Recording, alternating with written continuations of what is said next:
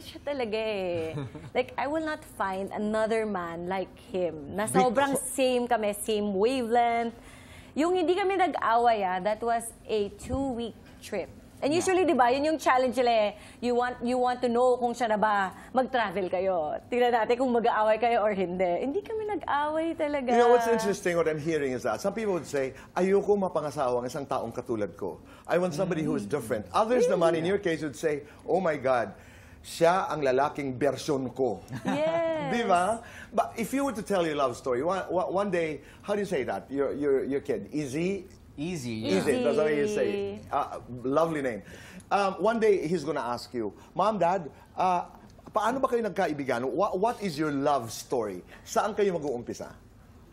It started during my game. So he watched. Okay, yes. game nag-umpisa ito, inimbita ka ng coach. Yep. Okay, pero meron ka ng alam? I mean, you had an idea about... Who she was? Yeah, Melissa. Wala talaga. Wala. So you just got into the game na wala talaga. Prior to that, may ginawa po akong campaign with Hidilyn Diaz. Okay. And then, yung boss po noon sabi, isang brand po namin dito, kasama sa league, gusto mo manood. You wanna meet the players? I said, yes, punta ako.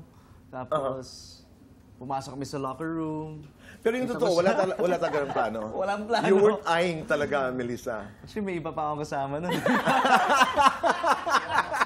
Wala ako. Wait, sandali. Excuse me. Wala akong sinasabi, ha? May iba akong kasama nun. Okay, alright. Tapos, I don't Silosa know. ka, Melissa.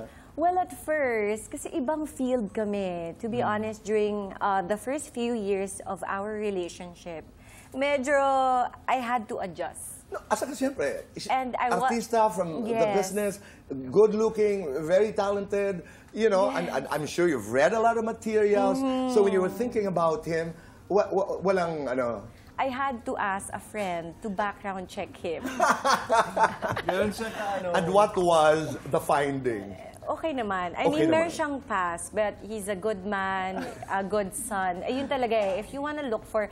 Yung first date namin pala, ang sabi ko sa kanya, you know what, I'm looking for a husband, not just, you know, play-by-play, boyfriend, ganon. I told him na diretso kasi that time, I was too busy with everything. Right. Everything was going right. And when you said that, I career. want a husband, I'm not looking for just fun, anong sagot mo? Game! Oh! That time na yun, I was done looking for myself. I was single for more than a year. So doon ko nasabi na, maybe ready na ako. Kung sino makilala ko, and okay lahat. Let's see how it goes. Tapos, Nakatulong ba na fan ka ng Encantadia? To be honest, fan ako ng first one. So, yes. Okay. Kasi during his time, I was too busy na uwi ako, training in the morning, afternoon, pag-uwi, tulog na lang ako. So the first time you saw each other, walang spark? No. Wala. Ako yung may spark. Wala ako. Like, hey. Yes. Ikaw ang meron. Kasi being someone who's very active and also into sports, Mixed martial arts, basketball, lahat na. turn on sa akin yung very athletic, and I saw that leader in her. Tapos team captain pa siya. Correct.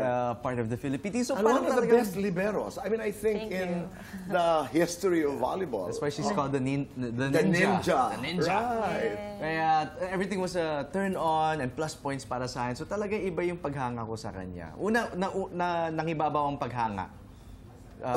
Sa respeto. And then biglang, uy, gusto ko siya.